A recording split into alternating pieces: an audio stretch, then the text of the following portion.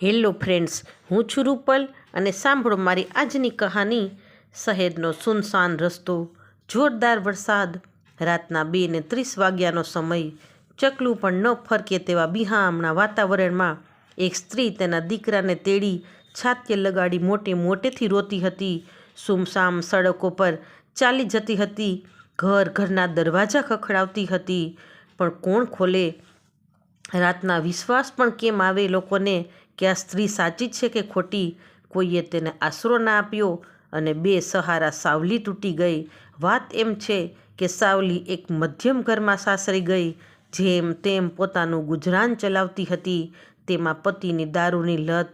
આજકાલ કરતાં વર્ષો વીતતા જાય છે। સાવલીએ એક દીકરાને જન્મ આપ્યો, પણ પતિમાં કોઈ સુધારો ન થયો। દિવસે દિવસે દારૂનું વ્યસન વધતું જાય છે અને હવે સાવલીને અને તેના દીકરાને પણ મારઝૂટ કરવા માંડતો। એક અંધારી રાત હતી। મોહન ઘરે આવ્યો। ફૂલ દારૂ પીધેલો હતો, પણ કાલના પીવાના પૈસા હતા નહીં। સાવલી પાસે પૈસા માગ્યા, પણ સાવલીએ પૈસાની ના પાડતા મોહન ઉચકાયો। સાવલીને મારઝૂટ કરવા માંડ્યો। સાવલીને મારી ઘરની બહાર કાઢી મૂકી। આવી અંધારી રાત ઉપરથી વરસાદ બંધ પડવાનું નામ નથી લેતો। સાવલી દીકરાને લઈ સડકો પર રખડે છે। પેટમાં ભૂખ હતી, ઉપરથી ઠંડી। એ પલળી ગયેલા કપડાં, ઠંડીનો માર્યો દીકરો પણ ધ્રુજતો હતો। સાવલી પોતાનો સાડીનો છેડો નીચોવી દીકરાને ઓઢાડતી હતી। છોકરો પણ ઠંડીનો થર થર કાપતો હતો। તેવામાં સાવલી એક મોટા બંગલાને બેલ વગાડે છે। અંદરથી એક યુવાન છોકરો દરવાજો ખોલે છે। સાવલી તેને પગે લાગીને, આજની રાત મને અહીં રહેવા દો, મારો દીકરો મરી જશે।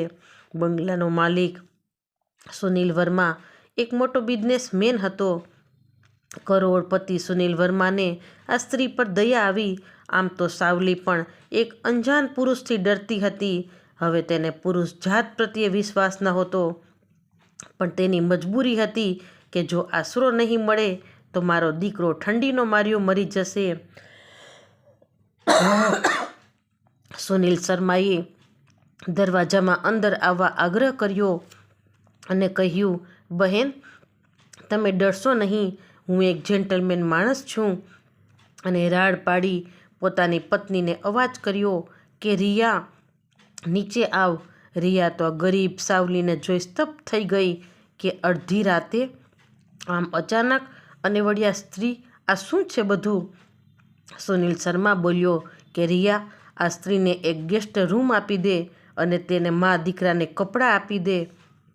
પેલી સ્ત્રીને કપડાં અને જમવાનું આપ્યું। પછી સવારે સાવલીએ પોતાના પતિને વાત કરી અને સુનિલ અને રિયાને પણ આ ગરીબ સાવલી પર ખૂબ દયા આવી।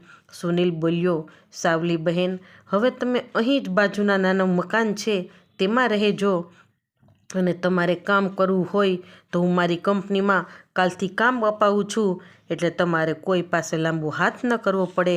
સાવલી અને તેના દીકરાનું જાણે નસીબ બદલાતું હતું તેવું લાગતું હતું। સાવલી રોઈ પડી કે સુનિલભાઈ, તમે મારા જીવનમાં એક ભગવાન બનીને આવ્યા છો। બીજા દિવસથી સાવલી નોકરીએ લાગી ગઈ અને તેના દીકરાને પણ એક સારી સ્કૂલમાં એડમિશન અપાવ્યું। હવે સાવલીનું જીવન ખૂબ આનંદમય જતું હતું। સાવલી રિયાને ઘરકામમાં મદદ કરતી હતી। રક્ષાબંધને સાવલી સુનિલને રાખડી બાંધતી અને આમ દિવસો વીતતા ગયા અને દીકરો મોટો થતો ગયો।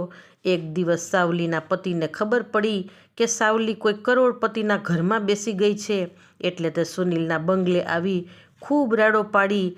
જેમ તેમ સુનિલને ગાળો દેવા લાગ્યો અને મારી પત્નીને તું સાચવીને બેઠો છો એવા આરોપ મૂકવા માંડ્યો। હાથમાં દારૂની બોટલ હતી। સુનિલને મારવા દોડ્યો તો સિક્યુરિટીએ પકડીને પોલીસને સોંપી દીધો। હવે તે જેલના સળિયા પાછળ પોતાની જિંદગી કાઢે છે। આજે ઘણા વર્ષે અફસોસ થાય છે કે ભગવાને બધુંય આપ્યું હતું। ઘર હતું, સાવલી જેવી દેખાવડી અને મહેનતુ પત્ની હતી, દીકરો હતો, પણ બધું ગુમાવ્યું। દારૂની લતે તેને ક્યાંયનો ન રાખ્યો। હવે સાવલીએ તેના પતિ પાસેથી છૂટાછેડા લઈ લીધા છે અને એક મસ્ત અને આનંદથી પોતાના દીકરા સાથે જિંદગી જીવે છે। તો ફ્રેન્ડ્સ, આ કહાની પરથી એવું સાબિત થાય છે કે દરેક પુરુષ ખરાબ નથી હોતા. તે દિવસની અંધારી અને તોફાની રાત, સાવલીની મજબૂરી અને કરોડપતિ સુનિલના દરવાજે આવવું, સુનિલની ઈમાનદારી અને સાવલીનું બદલાતું જીવન. એ અંધારી રાતે જ સાવલીના જીવનમાં બદલાવ આવ્યો. તો ફ્રેન્ડ્સ, તમને આ સ્ટોરી કેવી લાગી?